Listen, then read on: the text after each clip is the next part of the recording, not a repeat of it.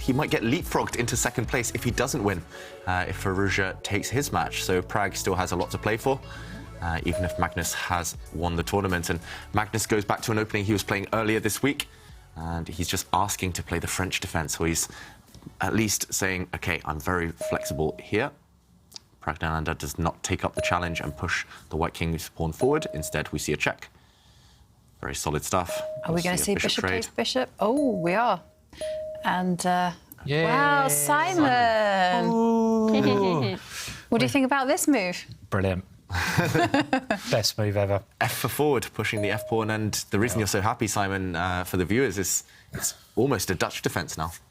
Yeah, pretty much. I mean, without the dark square bishops, I'm never really sure if who that favours so much. I mean, I would have thought now there's a couple of different variations in the Dutch you can play as black, and Magnus has been a bit of a fan of the stone wall Dutch in the past, but you don't want to do that after exchanging those bishops. You'd probably try to go for a more classical Dutch setup, which is my favourite opening. And you can also see maybe black trying to fianchetto now his light square bishop. This would be a very standard idea to play. A couple of, so that, OK, he's going for the classical Dutch. Happy to see this. He's been watching your games, Simon. Oh, God, I hope not, because that's not going to help him that much in life. And the idea here is to push the pawn in front of black's king at some moment and take the centre like that. Maybe even now? Maybe even now. Why not? Yeah, why not push it now? This is the main idea. And it's, I mean, we'll see. So I'm happy to see this, because you very rarely see this set up at the top levels nowadays. So, yeah. Yeah, looks like a good version. Black, I mean, he's traded off one set of pieces, sorry. The black king can castle. Pragg really needs to start castling earlier. I think that's maybe one of his mistakes this final against Magnus. Yeah. And, yeah, black can get his king to safety. OK, he does occupy the centre first. Typical idea. Yeah, very typical idea. Those two black pawns are one of the reasons you play this opening. They can look after each other, control a lot of squares, and if black can castle and at least develop the queenside knight, then it should be a comfortable position for black. Black has chances to attack on the kingside later on, but obviously white's very solid as well. So white is by no means worse, I would say. I was just going to say, do you think that Pragg, also being in a must-win situation, if he wants to keep this match alive, do you think he was going to castle his king to the left? He's keeping his options open. Yeah, exactly. And, well, Magnus is really intent on determining the pawn centre. And he's asking Pragg, are you going to step your pawn forward? Are you going to make some trades? What you going to do? Yeah. Interesting move, that one. I mean, that would be my first thought. And I think he's trying to close it down as well, possibly Magnus, with the knight maybe developing behind that pawn. And just trying to define the pawn structure. And here we go, Pragg has now defined the pawn structure already, which... I'm a bit sad to see that move. I really wanted to see Pragg castle to the left. I think that's his idea, Jovanka. He might still do that, yeah. I think it's more likely to castle this way than the other way right now. Magnus pushes even further, gaining all the space possible, and I guess he wants to use this square for the black knight. Nice outpost in the middle of the board. He has indeed brought his knight forward. And it's all about whether white at some point can undermine the head of the black pawn chain. If you let this pawn kind of sit in your camp for too long, you'll just get smothered. You'll just run out of space. Yeah. And definitely you need to start doing that. You can also do it by picking up the H pawn and pushing the G pawn 2 squares forward. This one, you need a lot of preparation work, though. Very, very weakening for white. So, yeah, I'm expecting Pragg now to make his decision, which side to castle. And once he's decided, then we'll know what pawn pushes he's going for. If he castles this way, for sure he's going to go for either this one, or, as Jovanka mentioned, at some point just breaking out, throwing pawns towards the black king, which is nearly definitely going to go this way, or you would think so. I really hope we see that move on the board, because also black's going to sacrifice a pawn with a typical break if that happens later on, and it will just be king on king action in that position. So favorite type. King on king, yeah. Yeah, the white king is going to sit on the opposite side to the black king, and due to this imbalance, black will throw pawns forward on this side, as Simon mentions. Black will kind of sacrifice a pawn most likely here. White might do the same on the other flank, and it will just be a race. It'll be fireworks for us, and the two players will end on a high. But okay, it's up to Pragg. If you want a slower kind of game, you could still castle this side. It's just a bit more scary that you might walk into an attack later on. If you castle on this side of the board, you could see, not right now, but later, for example, the knight come out, the queen come out, and some ideas against the white king. Yeah, seems like a pretty decent position for Magnus, I guess, here, but it's always a bit risky playing the Dutch, I'll be honest. You know, you are committing your pawns to go forwards at a very early stage, so should come a bit of a health warning, and you know, Pragg just doesn't like castling. This is one thing I've learned. He's like, okay, and that's a very interesting exchange, because he has swapped off that maybe bad bishop for a knight. I mean, I wouldn't have thought about that. That bishop had great potential in the long run. Maybe not in the short run, but in the long run. So, I don't know, what do you think of that exchange? Yeah. It's quite a strange one, really. Mixed feelings. I mean, I guess his kind of rationale is that it's a blocked centre. Knights are better in general, more flexible when the centre is blocked. But you're right, Simon, that white light squared bishop, it controls some key squares. And also it costs 2 tempi. Often if you have to move a piece around quite a lot, white's bishop moved 4 times there before swapping itself off. Yeah, it just feels like you're losing time, and that 1 or 2 moves that you're spending, losing, wasting, I mean, they could come back to haunt you. Yeah. I mean, I thought that he did it primarily for a defensive way. He was afraid of a knight coming to the e5 square and attacking some pawns. But it's still, scary now. I know, and it's still, the problem persists. And well, it's up to, this is a problem that Praggnanandhaa has to solve. And whilst he's thinking hard about how to solve this problem, well, I just wanted to share with you some more of our answers to our caption competition, where we are asking everyone at home to caption this picture of Pragg yesterday, just as he realised he'd blundered a checkmate. And the best caption wins 1-year subscription to Chess24 Premium. And Tonya Hansen says, that moment when Praggnanandhaa realised he didn't have any more room for the trophies in his bedroom. Must have been a long time ago. Yeah. Daniel to Dream says, did I just see Simon riding a hippo? That's a good one. And then Elizabeth Rose says, Jovanka's face when Simon disses the Carrot card. Ah. Yeah, it really is. It's like, oh, how dare you do that, Simon? How very dare you? I wouldn't dare do that, seriously. You know, getting too much trouble here. Yeah. No, I have. I mean, if Pragg really was worried about his trophy cabinet, he could probably afford a new house by now with all these winnings he's getting, you know, so he doesn't have to worry about that. He have a whole house for his trophies. Yeah. So, yeah. And if you too want to enter our caption competition, there's still time. Then tweet your caption using the hashtag ChessChamps. Yes. Wow, Pragg, he really hates castling. I know. I've learnt 2 things from this game so far.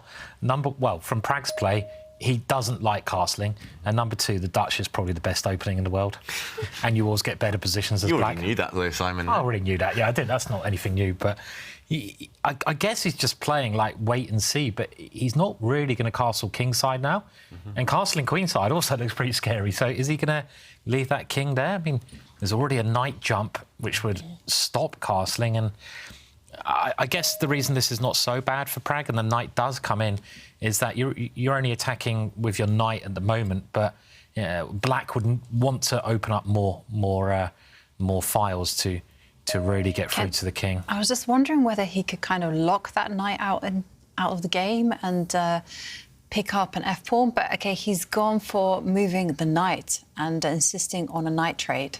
I mean, it's not a terrible strategy, this, because if you can get rid of those knights, maybe Pragg's idea of swapping his bishop for that knight off earlier is just a piece of genius. Because, you know, if you can see the knights which are facing each other, if they can just literally be removed from the board, you'll be left with one knight versus black's bishop. And black's bishop, I have to say, is pretty bad because it's trapped in by those pawns now which are fixed. And white's knight has a nice route into the middle of the board. So I don't know, maybe this was just a very clever thing that Pragg did positionally. I mean, clearly a very positional idea. I mean, I don't know, interesting. I think maybe critical here would be for Magnus to not allow this exchange of knights and to just take a step back. He's lost time with the Black Knight, but at least he's, as you mentioned there, Simon, he's taken away the castling rights from the White King. And it's hard to imagine White opening up any lines towards the Black King right now, just because Black's King is super safe. The White King is actually on the same flank. And Black does have this idea later on of pushing a pawn, opening this side up of the board up. The Queen side looks like Black's to play on. Yeah, okay, he goes for it immediately. What a move. Magnus is feeling really brave right now. Wow. He doesn't even care about this knight trade. He just pushes a pawn, allowing a capture of the knights. I guess his idea is that there's a pin along this diagonal. He wants to profit from that. And if there's a trade of knights, okay, first of all, White's knight cannot take this pawn. You drop a rook in the corner, and actually this will end in checkmate very shortly. And if instead you take with a pawn, is a pawn sacrifice from Magnus? Does he just want to push this pawn, try and really open up lines? If you can imagine, okay, this is helpful from White, but if you can imagine this bishop coming out, suddenly this bishop is on a great diagonal, this pawn is fixed in the White camp forever. I like it creatively, but it feels a bit premature somehow from Magnus. I don't see the refutation immediately, though. I don't see how White can really punish this brave pawn move. Okay, well, the bar has gone over to Prague's side, the Team Prague. They must be a little disappointed. He's not going to win the tournament, but they must also be proud of his achievements in the FTX Crypto Cup. And Tanya in Miami right now is standing with his coach, Ramesh. What's happening, Tanya? 100%, Kaya. I think the way Prague has played has been phenomenal, and we've got the man who's known as the father of modern Indian chess. He's the one who's behind all the talents and the big prodigies that we see coming out, this new wave of young chess players from India. Ramesh, thank you so much for joining us. Thanks for the kind introduction. That was a bit exaggerated, I believe. Not at all. Not at all. All right, Ramesh, I have to ask you, we've got the fourth game going on now, and the third game didn't go according to for Prague. Now, coming into this final round with the championship not at stake, what is the feeling? Does it take the pressure off a bit? No, I think we were not really playing for the championship per se. It's a fantastic opportunity to play against Magnus, and that too coming in the final round under crucial circumstances. So it's a fantastic situation for a youngster to prove his mettle. That's how I see. And so far, he has shown many positives in his games. He has defended many very difficult situations with less time on the clock against the best players in the world. So that's a positive, but it's also a little bit worrying. Like in some games, he gets into trouble right into the opening when he's out of theory. So that is probably one area we need to work on in the future. Now, Magnus mentioned that Prague has not played as well as he has in the previous match, especially in the starting phase of the game, like you're mentioning right now. Does that have something to do with fatigue, energy? I think in some games he has played extremely well. I would say probably out on the 6 to 7 out of 10 games in the opening phases, we had a fantastic preparation. And some portions might have looked dubious, but we had thoroughly checked with the computers, and it was really playable. It's just that when he forgets theory under pressure, sometimes he doesn't find the best move over the board and then gets into trouble. And then it looks like throughout the game he has been outplayed, but that's not the case. But probably only in very few games he has shown some signs of nervousness right out of the opening, I would say. But I don't think it is to do with fatigue, but it is quite tiring to prepare for 4 games every day with either color. Just preparing for one game would have been ideal, but preparing for both colors, and we also have to take into consideration situations like this where we are trailing. What should be our approach? So we should have some backup plan as well. So it takes a lot of time and energy. And it is 7 matches. So had it been 9, it would have been much tiring. Right now, Ramesh, we all remember the time when Magnus had the first defeat against Prague earlier in the tour. And now Prague is here playing outstanding chess, fighting for the championship as well against Magnus. What do you think has contributed to this growth that we've seen in Prague's performance over the last year? I think it is Prag's adaptability to play at this level. First of all, when he got a chance to play in the Tata Steel Masters, we were really apprehensive, like in a standard time control, playing against the best players when he has not had much experience playing at this level. So he adapted quite well, I believe. And in the Tata Steel Masters, he had some tough games in the middle of the tournament, but towards the end, he recovered very well and managed to defeat a couple of very strong players. And since then, he has grown from strength to strength, I would say. And with each tournament, he is able to play these guys, and many times he is able to beat these guys in the rapid tournament. And so he's also believing in himself, in his capabilities more. And also we have been working a lot in the opening preparation, trying to come up with new ideas, because most of the ideas are getting exhausted very quickly. 4 games in a day. So that's also a big challenge, but that also forces us to work even more than before. That's also good for his game, I believe.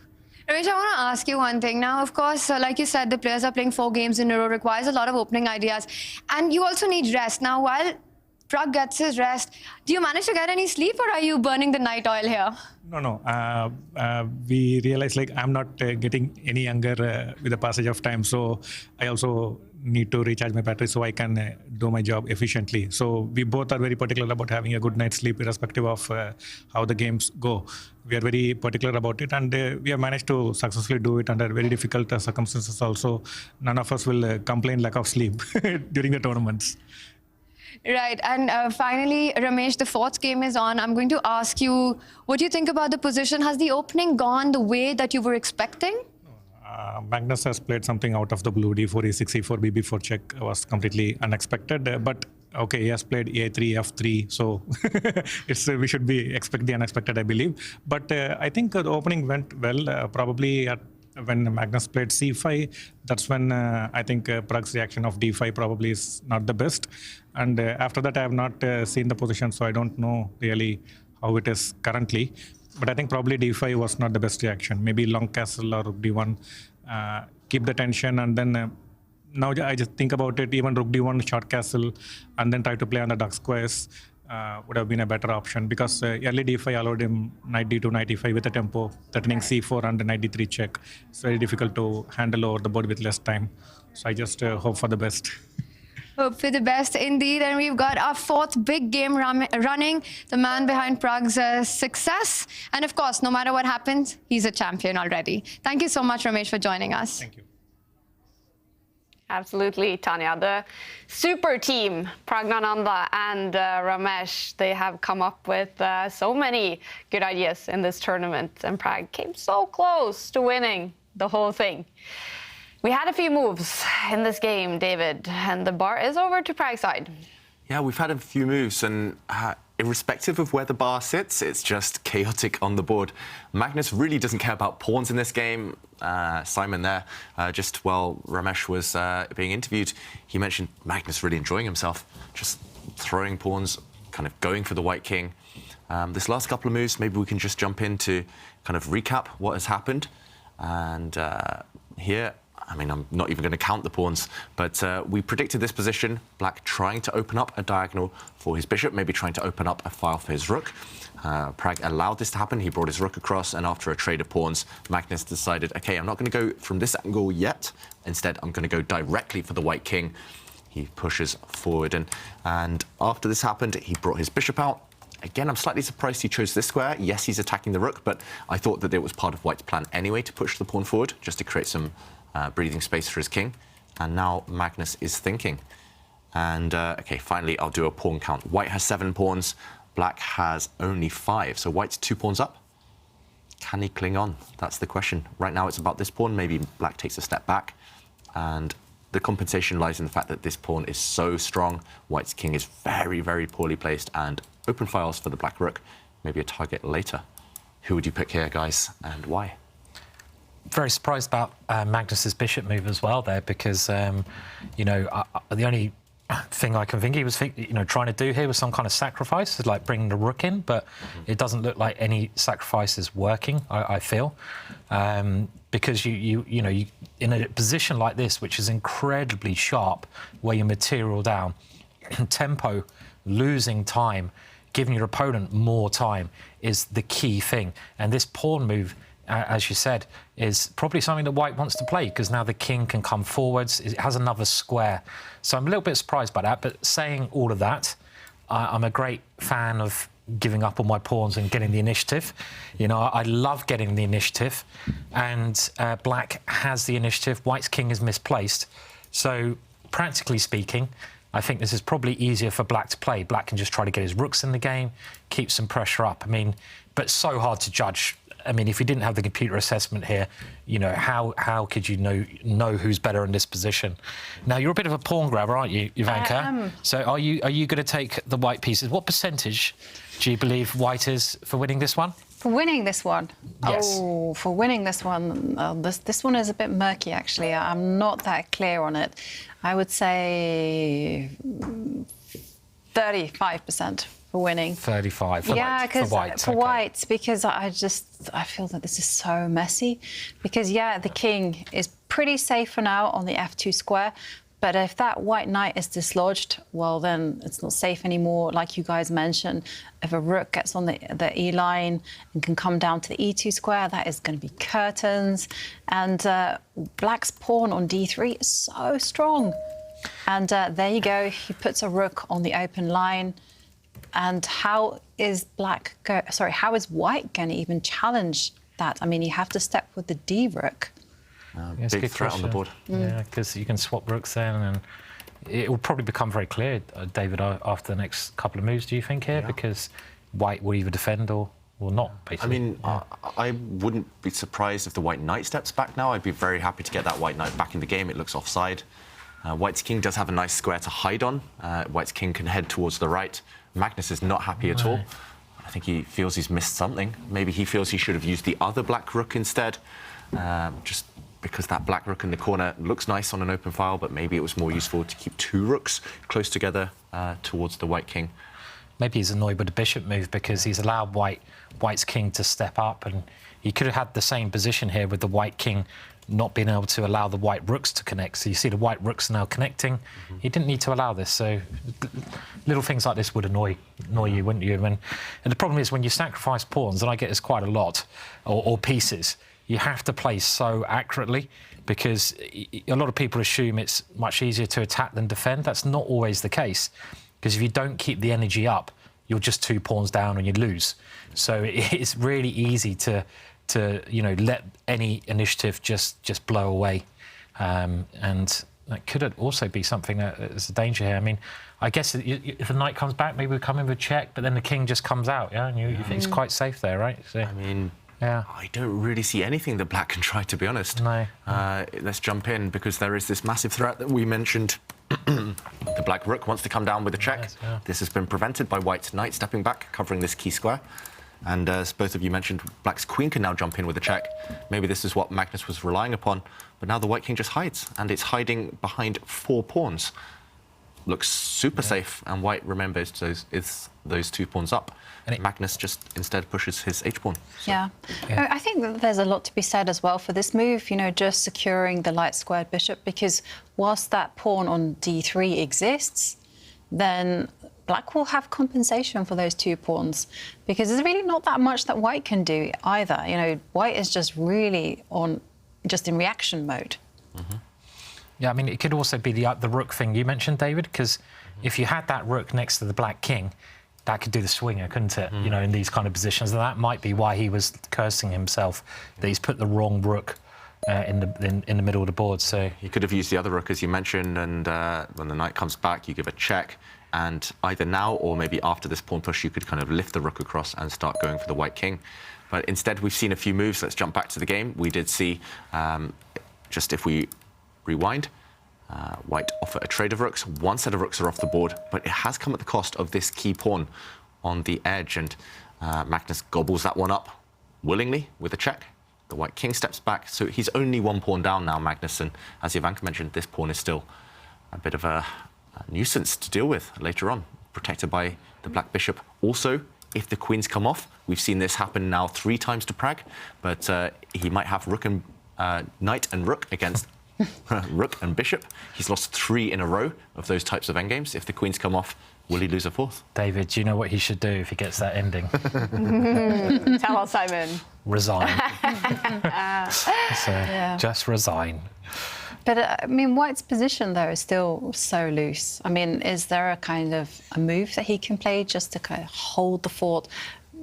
And I'm just kind of thinking building a foundation in order to make progress. So, I mean, you highlighted the move h5, h4. So maybe it's possible to step up with the g-pawn.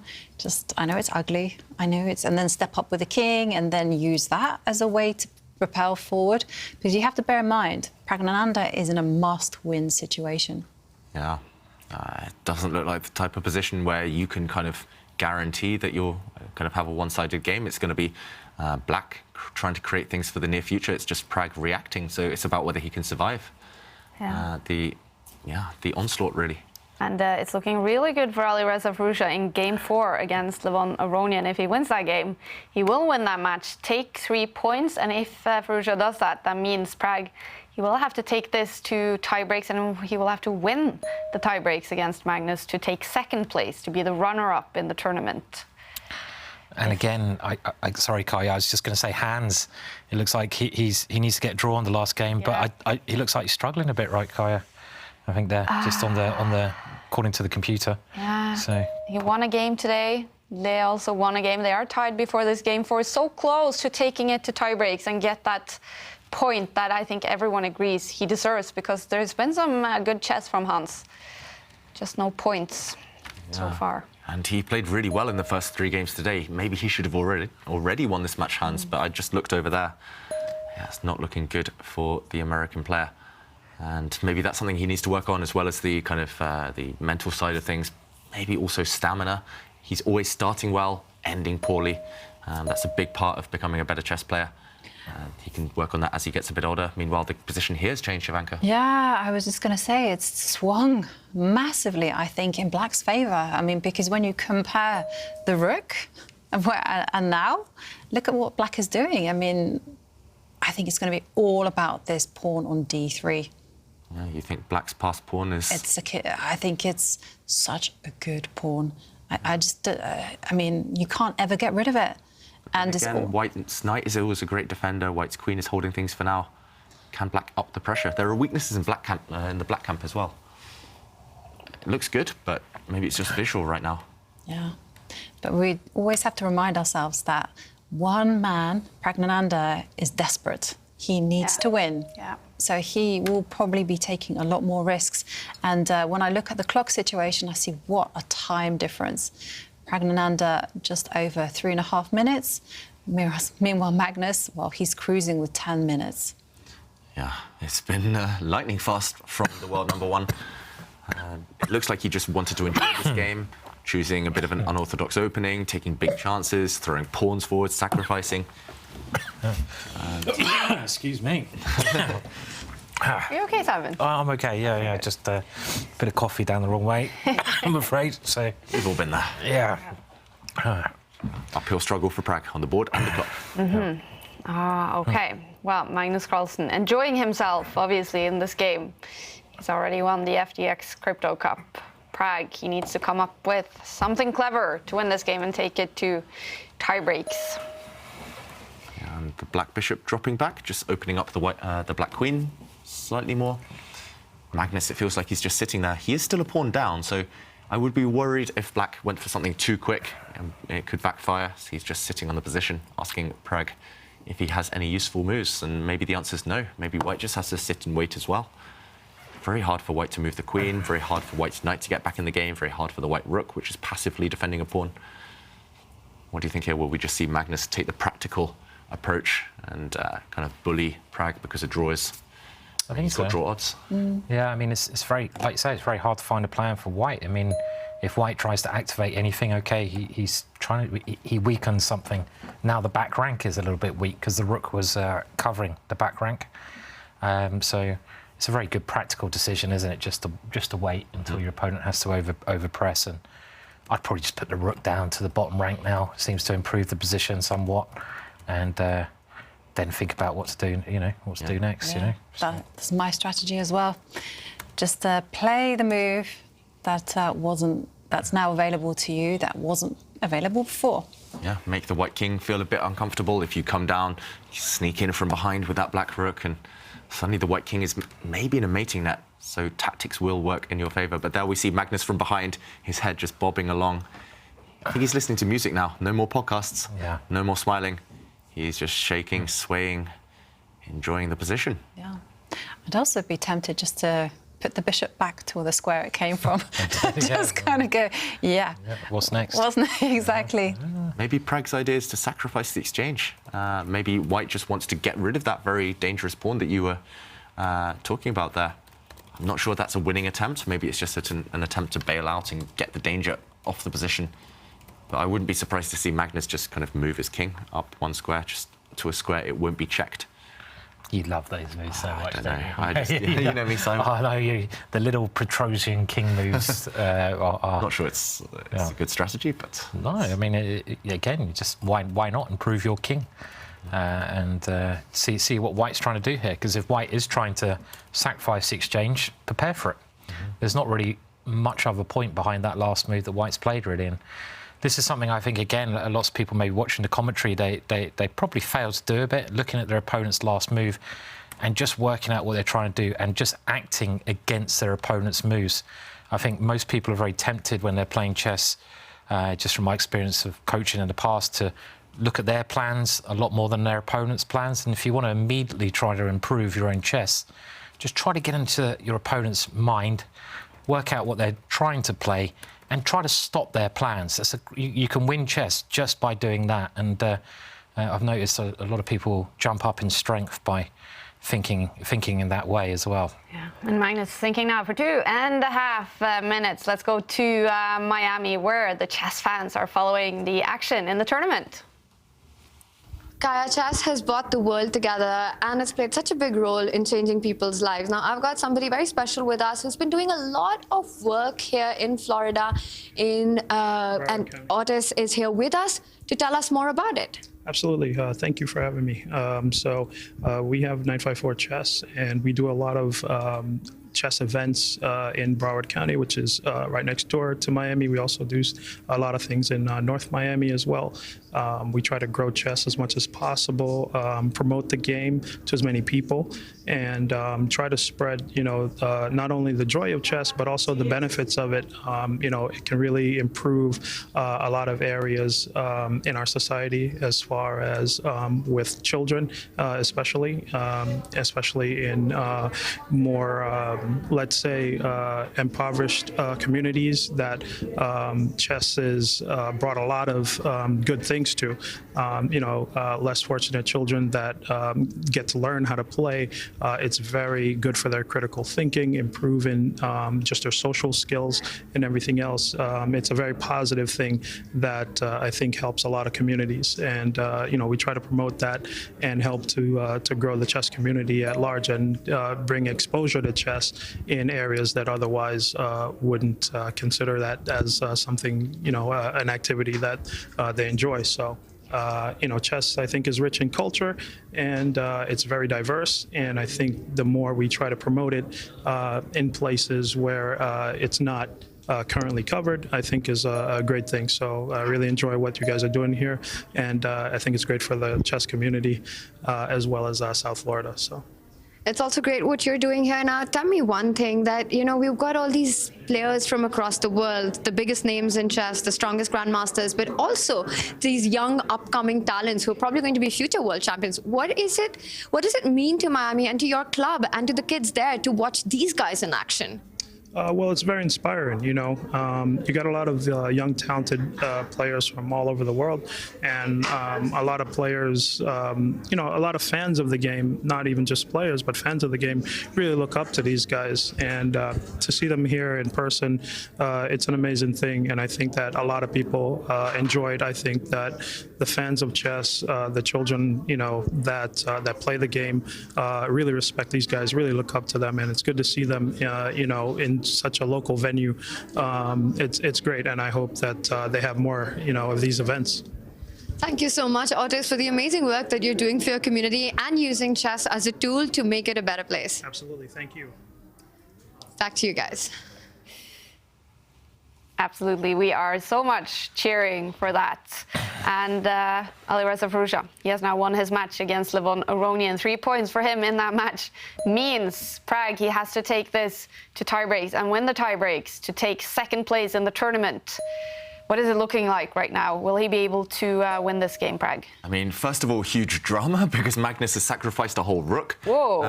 At first, I thought it was a mouse slip, but no, it looks like the world champion, he planned this all. He's a rook down in the current position, but look at that black pawn. It's 1 square away from promotion.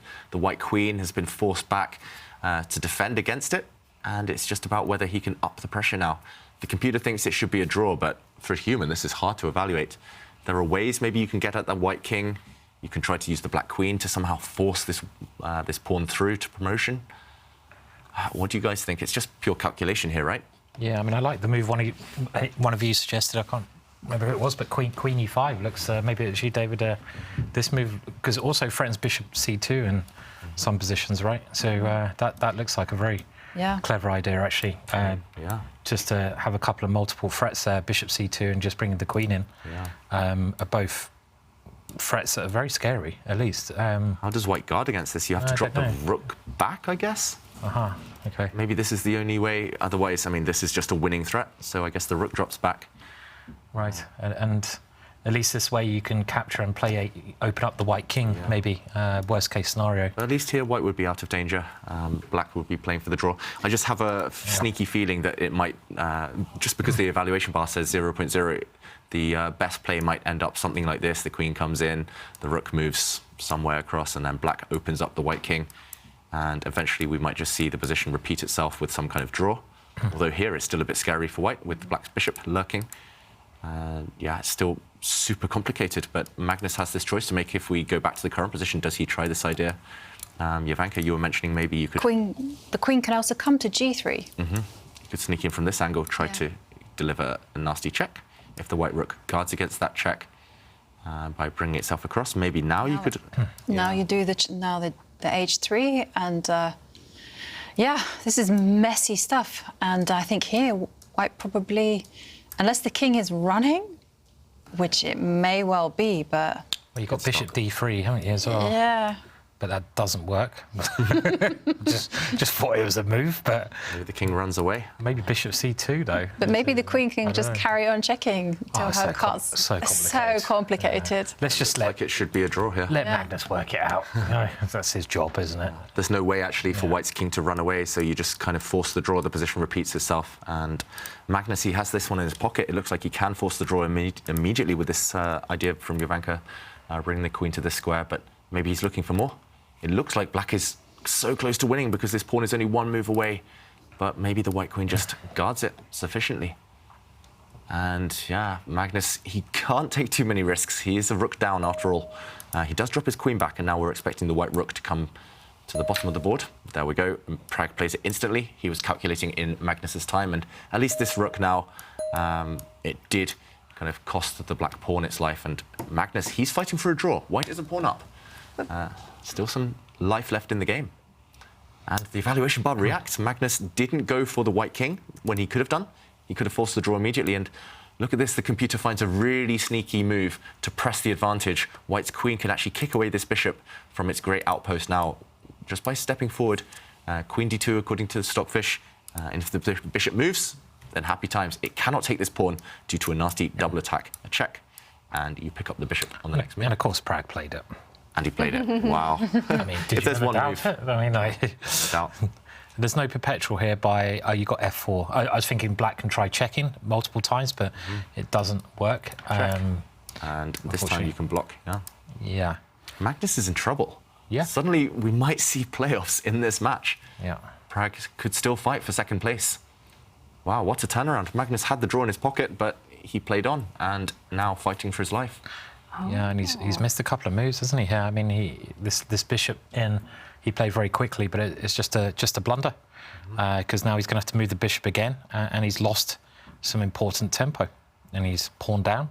I think in his mind he was just thinking, okay, it's going to be a draw no matter what I do. Yep. And he just took his eye off the ball for 1 second, and suddenly Pragg seized the opportunity. And we just actually saw a slight tell from the world champion that he's frustrated, and now we can Bigger tell, clearly see it there. Because you just saw him say, what am I going to do now? I mean, how could this happen?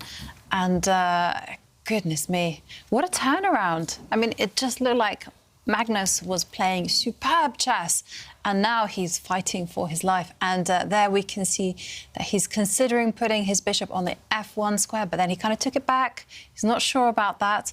I mean, is the bishop safe on that square? It's like the bishop might get trapped there. Yeah. The white king could have just moved across, and dangerous times for this black bishop. Changing his mind, Magnus. He's down to under 2 minutes. No longer trusting his instincts after some kind of mistakes there. He's probably got to put it near his king just to keep it safe. Back where it came from. He's lost 2 moves there. Yeah, 2 big moves as well. And he could have opened up the white king by pushing his h-pawn, for example, just try to open up some lines. But he didn't do that. And now these 2 tempos should cost him the game. They're both now, time-wise, a minute and a half left. So they're going to have to speed up. And look at his body language. He's so frustrated, right? He nearly threw the mouse there. It looked like he wanted to kind of hit something or smash something. But, OK, he's refocused now. Magnus, he could still defend this if he's accurate and a bit lucky. Yeah. But the white knight is going to finally get back in the game. The white knight's been so far detached from its own king, from any defense, from any real action for the whole game. But now, Pragg, he's got queen and knight against queen and bishop, not rook and knight against rook and bishop. And here it's kind of a different assortment. The queen and knight usually work better together in tandem than the queen and bishop. Having an extra pawn also helps. And the world champion now under 1 minute. This is the last game now going on in the arena. It's a win for Lee Emle against Hans Niemann in that final rapid game. That means Liam wins to take all 3 points. It ends up with 0 points in the tournament for Hans Niemann, but he has a lot of new fans, no doubt about it, and he's played some great chess as well. But 0 points for the American. This one will be the final rapid game in the FTX Crypto Cup. Question is, will we see blitz tiebreaks, or will it be over after this game? Yeah, that is a big question. I think we might be in for more chess today. All right. If Praggnanandhaa can organise his pieces correctly. One move that screams out to be played is just centralising the white knight, bringing it back into the action. What else could you consider here? Maybe you could step a pawn forward to attack the black queen. Pragg goes for a more aggressive approach. He brings his queen forward to attack. Harry the h-pawn over there. The black king not safe anymore. No, certainly not safe.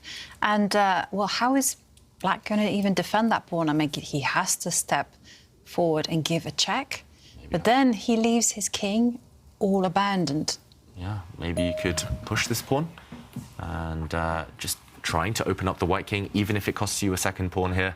I mean, this is the move he should have played without moving the bishop, I'm sure. Yeah. You know, he had to open up the white king with this little lever, and he missed his opportunity. Now the knight comes in. Pragg is just like so good at not being scared of moves, and the white king switches over it. Is there any hope here? I mean, the white king's a little bit weak, isn't it? But is it weak enough? You need some kind of miraculous perpetual check where white's king can't escape, where you can repeat the position 3 times. But this last move, so clever from the white king. If the white king had taken this pawn, actually, we would have seen a turnaround. And Magnus would have won, because there would have been a nasty bishop check. Look at the queens, the tension between them.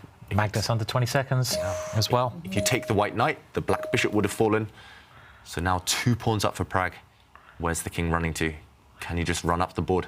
Got to go forwards, otherwise it'd be a draw. So he must go up the board. Only choice now. Yeah, go on an odyssey, start attacking some pieces, let the king become the hunter. Yeah, he might as well step forward. You can always repeat the position afterwards. And Magnus is ready for a pre-move there. He's ready to check that white king. OK, still some chance for black if Pragg chooses the wrong square for his king. I mean, the white king is still exposed. Obviously, if the queens ever come off, it's completely game over. But that king is exposed. Yeah. If the knight and bishop come off, that's also game over. Yeah. This check is very annoying for Pragg. You can't step forward now towards the centre. You've got to watch out for some checks, some skewers. He's running away again. Maybe this is clever. He's done a little kind of triangle manoeuvre. And now the black queen is further away from the square she wanted to use earlier. And, yeah, not easy. He's playing confidently, Pragg, as well. I mean, he's playing his moves quickly now, but he's got to get out of this little series of checks at the moment. He's doing very well at forcing the queen away from the king, but the black queen still has a lot of squares. He's using every square possible here, Pragg, and at least now the checks will dry up. The white queen is ready to come back to her king's defense and block any remaining checks. So Magnus gives up on that idea, just gets his bishop to safety. Can white's queen start giving some checks now? Can the white knight jump back to a better square? Oof, Pragg, he's ever since he was gifted this opportunity, again, perfect technique. Yep. Definitely, and but it's still a question of getting that king to safety. And he retreats his queen. Yeah, good choice of square. The white queen guards the dark squares, so the white king will have some safety, potentially. The black bishop just doesn't have a safe kind of outpost to sit on. Well, he's got a threat now, you know. Does threaten checkmate with this bishop. The black queen wants to swing the whole way across to the G2, the light square near the white king. Checkmate. Actually, yeah, not easy to defend. You have to kind of contort yourself. Look at that, it's great defence, because also now white is threatening to exchange off queens as well, so... Yeah. White's queen wants to firstly attack the black bishop, but also go to the H2 square in front of the white king. That's a check, and you hit the black queen. Yeah, as you mentioned, Simon, a queenless endgame. It's an easy win for white. So Magnus has to stop that idea. Okay. But now the bishop and the queen are in a pickle. They're tied up together, and of course you can't step back to give a check because the queen would block it. So, okay, now's the chance to have you've got a free move.